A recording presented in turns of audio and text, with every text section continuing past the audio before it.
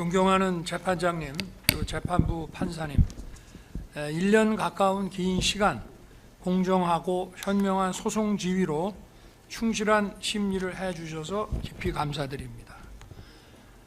불과 몇 시간의 계엄, 아마 근현대사에서 가장 짧은 계엄일 텐데 이것을 내란으로 몰아서 국내 모든 수사기관들이 달려들어 수사를 했고 또 초대형 특검까지 만들어서 수사를 했습니다. 임무에 충실했던 수많은 공직자들이 마구제비로 입건되고 또 구속도 되고 또 무리한 기소도 남발됐습니다. 현대 문명 국가에 이런 역사가 있었나 싶습니다. 숙청과 탄압으로 상징되는 광란의 칼춤 속에서도 법과 원칙에 따라 중심을 잡고 재판을 이끌어 주신 재판부의 노고에 경의를 표합니다. 이 사건 공소장은 객관적 사실과 기본적인 법 상식에 맞지 않는 망상과 소설입니다. 저도 과거 26년간 수사와 공판을 담당했지만 이렇게 지휘 체계도 없이 중구난방으로 여러 기관들이 미친 듯이 달려들어 수사하는 것은 처음 봅니다. 지휘 체계도 없고 무조건 내란이라는 목표로 수사가 아닌 조작과 왜곡을 해왔습니다. 우리나라를 오래전부터 지배해온 어둠의 세력들과 국회에서 절대 다수 의석을 가지고 있는 민주당의 호루라기에 맹목적으로 달려들어 물어뜯는 이리떼들의 모습이라는 생각이 듭니다. 특검에서는 제가 무슨 개헌을 해가지고 장기 독재의 발판을 마련하기 위한 친위 쿠데타를 했다고 하는데 그러면 거기에 관한 정부적인 시나리오를 좀 제시를 해 보십시오. 개헌을 어떻게 하며? 그리고 보통은 과거에 이런 소위 쿠데타성 장기 독재 내지는 권력 장악에서의 이 개헌이라는 것은 국회를 해산시키고 국민 투표로서 밀어붙여서 했지만 오늘날 우리 국민이 이런 국민 투표에 녹록하게 응할 사람이 어디 있습니까? 한번 그 시나리오를 한번 좀 얘기를 해 보십시오. 그러니까 망상이고 소설이라는 것입니다. 이게 특검에서는 장기 독재를 위한 장기 독재요. 임기를 제대로 마무리하는 일도 지금 숨이 가쁜데 장기 독재를 뭘 어떻게 한단 말입니까? 시켜줘도 못합니다. 그런데 나라가 얼마나 절박했는지 국민이 아주 안온한 상태에 있었다는데 그렇게 생각하니까 바로 이 탄핵과 내란몰이에 찬성하면서 이렇게 적극적으로 수사도 하는 거 아니겠습니까? 국가 비상사태를 초래한 원인이 바로 국회였습니다. 거대 야당이 지배하는 바로 이 국회였기 때문에 이런 대의제의 폐악과 독재를 주권자인 국민에게 알리고 호소하고 깨우는 것 이외에는 할 수 있는 다른 방법이 없습니다. 개헌을 해가지고 장기 독재를 한다고요?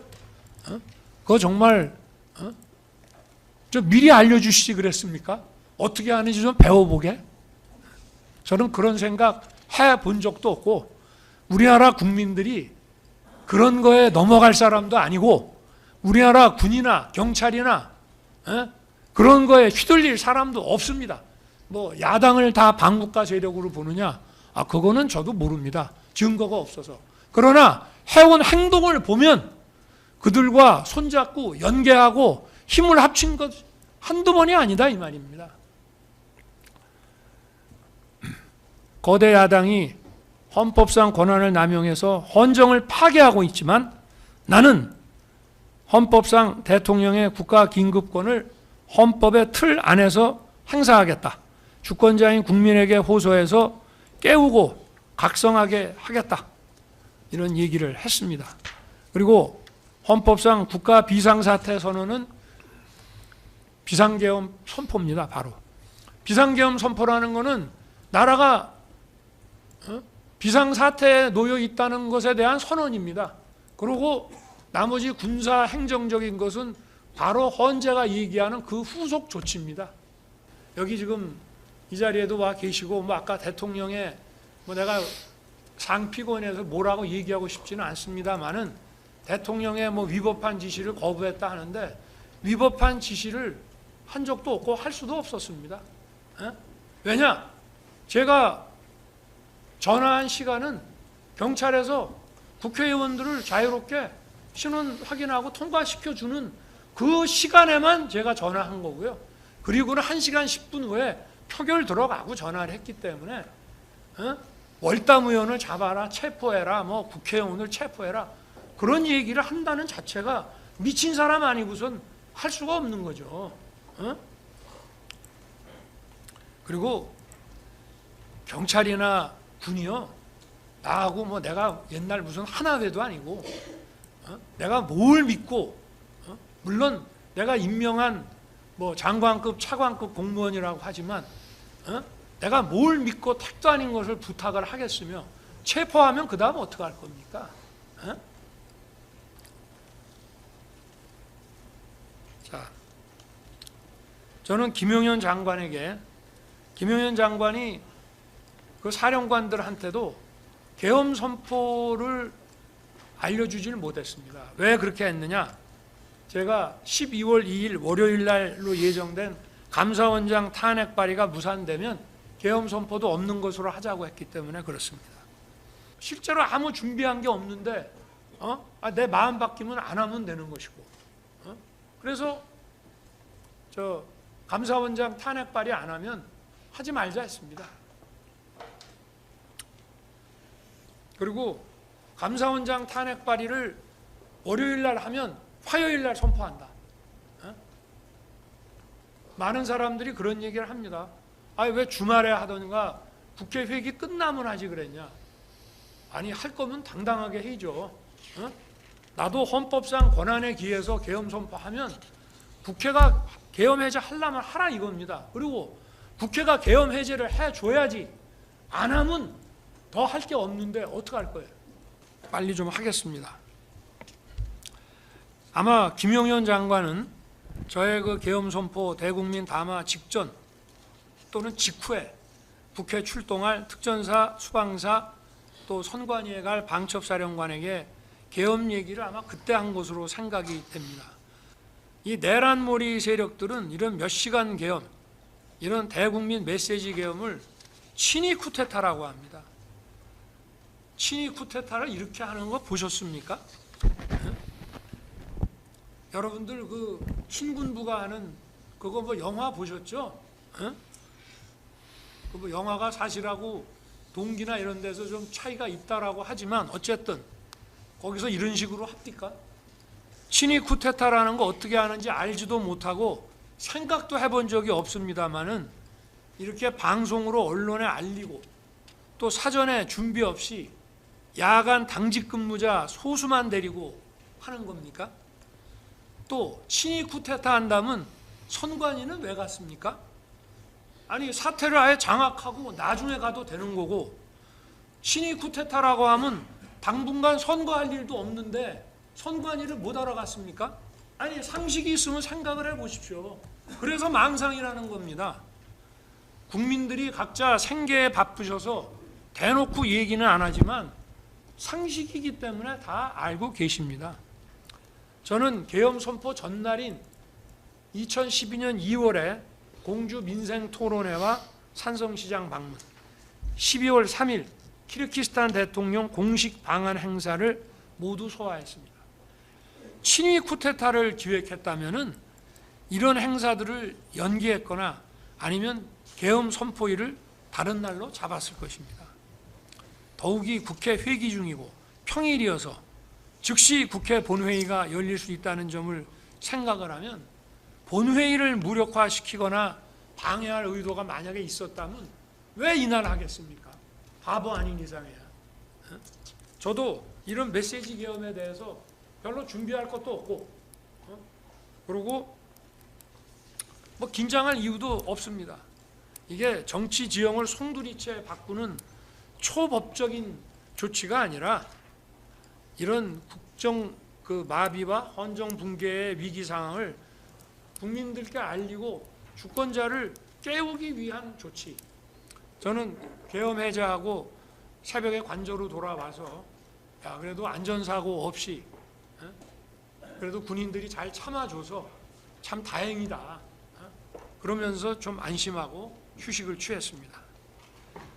계엄을 해제하고 났더니 바로 뭐 내란 어쩌고 하면서 떠들길래 하도 어이가 없어가지고 아니, 내란이라고 그러면 내가 뭐 국회를 문을 닫거나 또는 뭐 반영구적으로 국회를 셧다운을 시키거나 뭘 해야 되는 거 아닙니까? 그런데 그런 내란무리 하는 거 보고 뭐 원래 그런 사람들이 계속 그런 식으로 해온 사람들이기 때문에 뭐 좀 그러다 말려니 생각했습니다. 그리고 공수처가 서부지법에 체포영장 청구했다는 얘기 들었을 때도 제가 헌재 탄핵 사건의 변호인인 김홍일 저 변호사님한테 전화해서 얘들이 아마 저 엑시트 플랜 출구 전략 세우려는 거 아닌가요?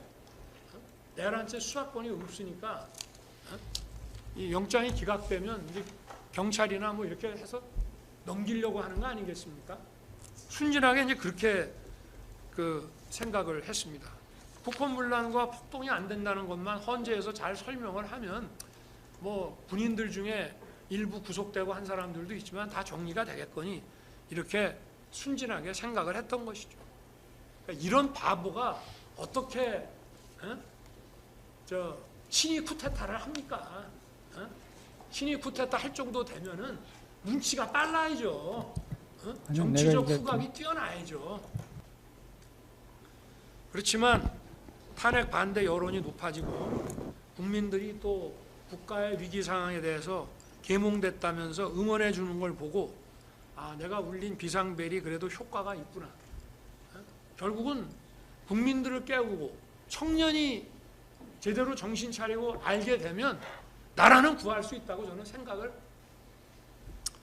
그래서 저는 26년간 검찰에서 많은 수사를 했지만 이런 뭐 정치적 음모 그리고 이런 치밀한 수사라는 이름으로 이런 내란몰이가 기획되고 진행되는 줄 꿈에도 생각을 못했습니다. 그런데 1월 15일 날 수천 명의 경찰하고 저렇게 막 밀고 들어오는 거를 보고 유혈 사태를 막기 위해서 제가 체포에 응했는데 아 이게 내가 본 국가 위기보다 실체가 더 심각한 지경이구나 그런 생각을 하게 됐습니다. 정말 얼토당토하는 수사를 하고 수천 명의 경찰을 동원해서 대통령을 체포하겠다고. 이거는 상당 기간 헌법기관인 대통령의 권능 행사를 저지시키는 겁니다. 어마어마한 경찰 폭동을 동원해가지고 이거야말로 정말 내란이라고 하지 않을 수가 없습니다. 참 이런 내란몰이 세력들이야말로 정권 획득이라는 걸 위해서는 뭐 헌정 붕괴고 뭐 국정 마비고 뭐 국익이고 뭐 이런 거 상관 안 하는 사람들이라고 하는 것을 더 확실하게 깨닫게 됐습니다. 이 사건이 갖는 헌법적 함의와 대통령으로서 국가 위기 상황에서 헌정 붕괴와 국정 마비를 막으려 했던 엄중한 책임감에 대해서 살펴주시기를 부탁드립니다. 그것은 결코 국헌문란이 될 수 없습니다. 국회를 해산시키거나 국회의 문을 해산에 준하는 장기간의 기능 부전을 시키거나 또는 선관위를 없애거나 장기간 선관위를 어떻게 기능을 못하게 하거나 그럴 의도가 있었다는 거 전혀 없습니다. 아까 무슨 비상입법기구 국방장관이 안을 만들었으니까 그게 국보위 아니냐? 여러분, 국보위도요 국회 해산하고 만든 겁니다. 국회 해산하고 개헌을 어떻게 할지가 서야 국보위를 어떻게 만들지가 나오는 것이고, 예산 문제는 그건 일도 아닙니다. 기재부 장관한테 줬다는 것은 기재부 일이라고 준 겁니다. 만약에 법률 전문가인 제가 봤으면 벌써 용어부터 뭐 이런 거 좀 잘 손을 봤겠죠. 그러니까 그런 거 가지고 국보위라고 얘기하려면 국보위 어떻게 했습니까? 국회 해산하고 했잖아요. 국회를 해산하려면 어떻게 해야 됩니까? 강력한 군권을 가지고 전국을 그야말로 장갑차와 탱크로 평정을 해야 됩니다. 뭐 그런 거 시도라도 했습니까? 그러니까 망상과 소설을 그만 쓰라, 이런 얘기를 하고 싶은 것이고요. 고된 일정 속에서 충실하게 늦은 시간까지 또 이렇게 장기간 심리해 주신 재판부에게 정말 감사드립니다. 또 방청과 중계를 통해 사건의 실체를 확인하고 응원해 주신 국민들께도 감사드립니다. 나라를 살리고 헌정을 지키기 위한 대통령의 헌법상 국가 긴급권 행사가 내란이 될 수가 없습니다. 재판부의 현명한 판단을 부탁드립니다. 감사합니다.